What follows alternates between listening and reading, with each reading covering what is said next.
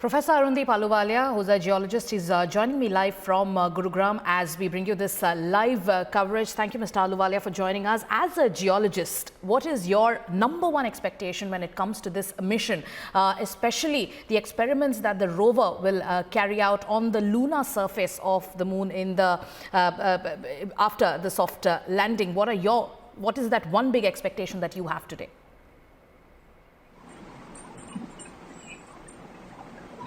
You see, for a geologist to touch a rock and look at it is the most important operation.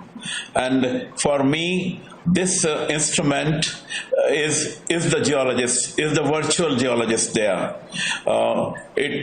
Whatever it is doing, I feel that it's doing on my behalf the observation, the collection, touching the rock, looking at it, and transmitting the images.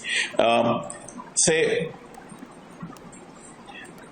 there is no substitute to this process of scientific observation.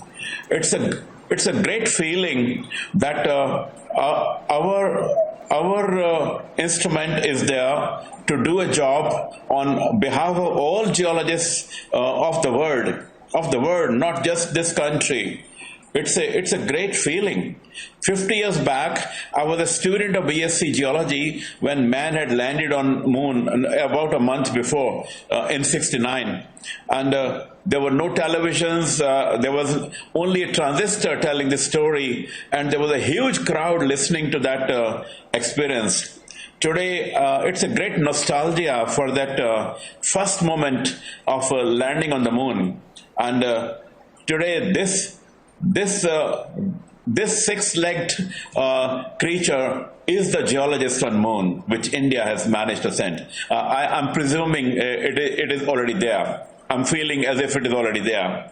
I'm not at all waiting for it to happen. I'm sure it's happened. That's a very, very interesting way to put it, Mr. Ahluwalia. You're calling Pragyan, the rover, the virtual geologist on the moon. And like you were saying, that there is no substitute to scientific exploration. Now, we've been following the journey of Chandrayaan-2 to the moon over the last 48 days. And today, the entire world probably is watching us with envy because we're set to do what no other country has dared to do. We also know the significance of the South Polar region of the moon, an uncharted territory, untouched by the rays of the moons, and also the minerals and the resources that probably could lead and the study of which could probably lead to another sort of a milestone in space exploration. So what we've been also seeing is that ISRO has been asking a lot of people. Surely. Yes, and we've also been seeing what ISRO has been asking. One simple question, and that is probably a question on everybody's mind. And today, what do you think? What will the rover find on the South Polar region of the moon?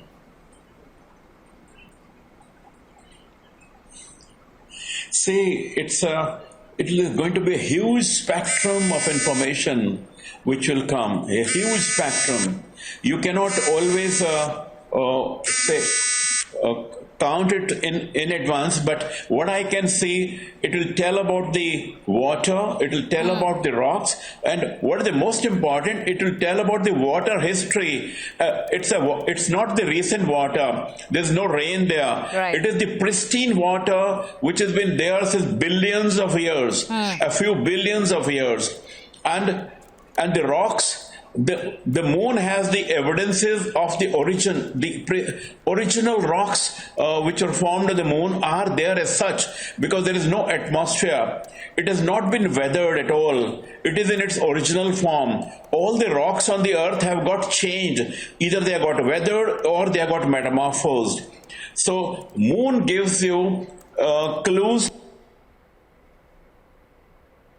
All right, so we just seem to have lost that connection with Mr. Ahluwalia, who's a geologist.